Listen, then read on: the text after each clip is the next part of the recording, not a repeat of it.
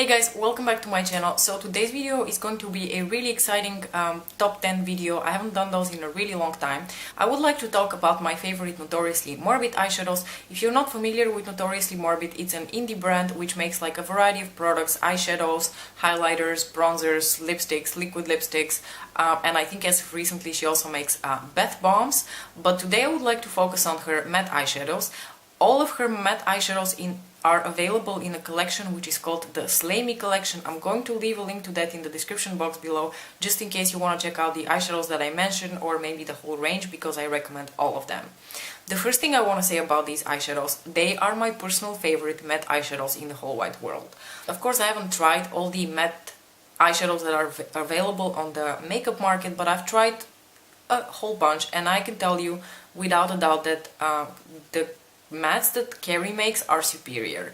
They are pigmented, they feel as if you're applying fluffy clouds on your eyeballs. They blend so easily and they're so fluffy in a way. I don't know, it's really stupid to describe an eyeshadow as fluffy, but that's a little bit how they feel to me. They're like so soft and so pigmented and so blendable, and I highly recommend checking them out. Another advantage that you would get with Notoriously Morbid eyeshadows is obviously that they're inexpensive and they come in a variety of sizes, so you can try a little sample size if you don't want to immediately invest into a full size, or you can just go for a mini if you want something in between. The Slay Me collection offers a very wide variety of shades that you are not going to be able to find easily on the mainstream market, and I think that is one of the coolest things about Notoriously Morbid mattes. They just come in a variety of unique, beautiful shades in a fantastic formula. Without further ado, I'm just really going to jump into the swatches and tell you my 10 Notoriously Morbid favorites. I'm going to swatch all of them for you in no particular order, and I'm going to also add 2 honorable mentions. One of my absolute favorite Notoriously Morbid eyeshadows is Boca Del Infierno. Boca Del Infierno is the most beautiful oxblood red you can imagine. It is absolutely stunning. This is a swatch of Boca Del Infierno. It works great as an eyeshadow that you can use all over your lid, or to deepen up a red smoky eye, or even use as a liner. I love using this eyeshadow foiled with Duraline as a liner.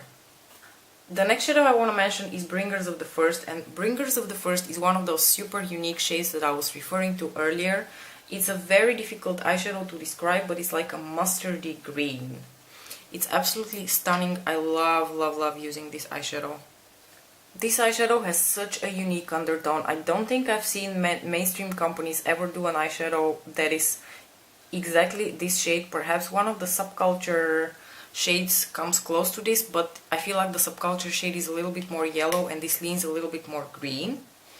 The next shadow I want to mention is one of my absolute favorite eyeshadows in the whole wide world. I love this shadow, and this is Mayor Monster. Mayor Monster is the most gorgeous deep forest green you can imagine. I adore this eyeshadow. Isn't it absolutely stunning? This is one of my most favorite greens in the whole wide world, and once again you can foil it to make a liner out of it. It makes a gorgeous green liner. The next shade is also in the green range, but this one is a little bit more of like that olive toned grade. It's called Teacher in Tweed, and it's like a very dark, like olive green shadow. It's gorgeous. I absolutely love this shade. I think I'm going to say this like all the 10 times for all the 10 eyeshadows, but these are my absolute top 10 favorite eyeshadows, and I can't help but only tell superlatives about this because they're so pretty. Look how gorgeous that is. So that is Teacher in Tweed. If you want to create beautiful olive green looks, this is an excellent shade to put in your outer corner, or to put all over your lid, or foil as a liner if you will. The next shade is one that I've rambled about plenty on my channel and everywhere else. I don't really have the sticker with the name on it. It's called He's Going Through Changes. I'm going to leave a list of all of these in the description box below, by the way, but this is the most beautiful peach toned transition shade. I used to use this eyeshadow so much that I actually went through a full jar of it, and this is my second jar. I don't know if you will be able to tell, it's not super dark or anything, It's just like a shade or two darker than my own skin tone and a little bit more peachy, but it works great as a transition shade. One of my favorites, definitely highly recommend. Another one of my ultimate favorites and one that I use very often when I do Notoriously Morbid looks is Watcher to Father.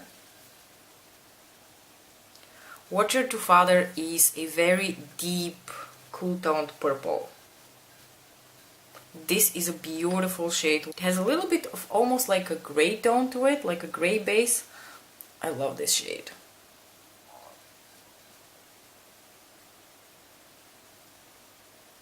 So this is Watcher to Father, another one of my favorites that I would highly recommend trying out.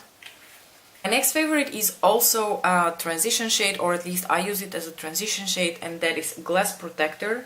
Whenever I want to do somewhat more cool toned like or pink based looks, I always reach for this shade because it has the most beautiful neutral dusty rose tones to it.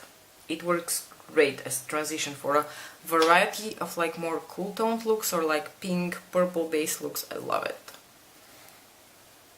This is a swatch for it right here. The next shade is one of the most unique orange tone shades I've ever come across. It's called Strange and Off-Putting. And I don't really even know how to describe this shade because, I don't know, it's like a pumpkin orange deep type of color. It's so beautiful. If you like orange shadows, you need Strange and Off-Putting. It's beautiful. Look how pigmented and stunning. Oh my god, it's so beautiful. And the next shade I want to talk about is also in the orange color range, but it's a little bit more red toned, and that is 5x5. This is how 5x5 looks like, and it maybe looks to you a little bit more like Strange and Off-Putting if you see it like this on screen, but I can definitely tell you in real life, and now also when I swatch them next to each other, you will see that Strange and Off-Putting has different tones to it, and I feel like 5x5 has a little bit more of those reddish brick brown tones to it. So this here is Strange and Off-Putting, and this here is 5x5. And you can clearly see the difference, but they're both beautiful. Depending on the type of look that you're going for, they both work really well. The next shade I want to mention is called Neutered, and Neutered is a very beautiful, like navy blue. I don't really know how else to describe it, but because it has a little bit of those blue and green tones to it, it works really well with looks that you want to do that involve either blue or green eyeshadows. So this is a swatch right here for Neutered. Beautiful shade. That pretty much concludes my top 10 eyeshadows, but like I said, I have two honorable mentions. The first honorable mention is also an eyeshadow that I have a deluxe size, so this is like not a full size but even a bigger size, and it's called So Goes My Nation.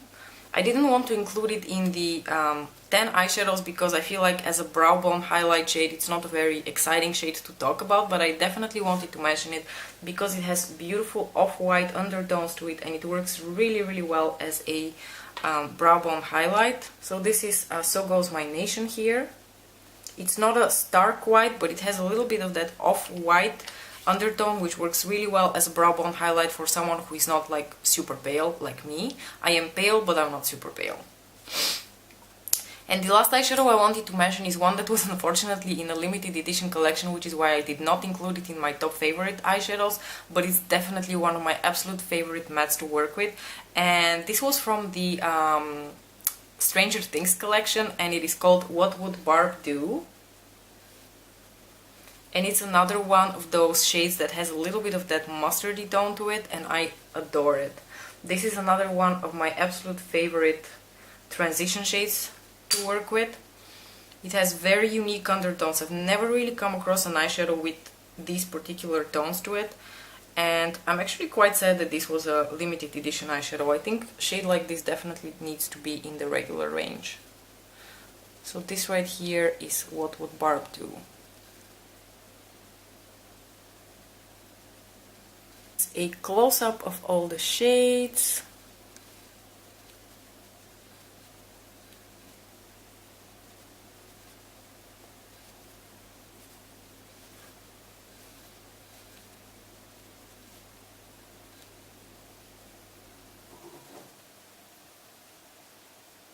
Definitely make sure to check out the Slay Me collection from Notoriously Morbid, because I promise you're not going to regret getting these shades. Like I said, I will leave a link to the website and especially to this collection in the description box below if you are interested. Thank you so much for watching. If you're a Notoriously Morbid fan, tell me which your favorite matte eyeshadows are. Don't forget to like and subscribe, and I will see you in my next video.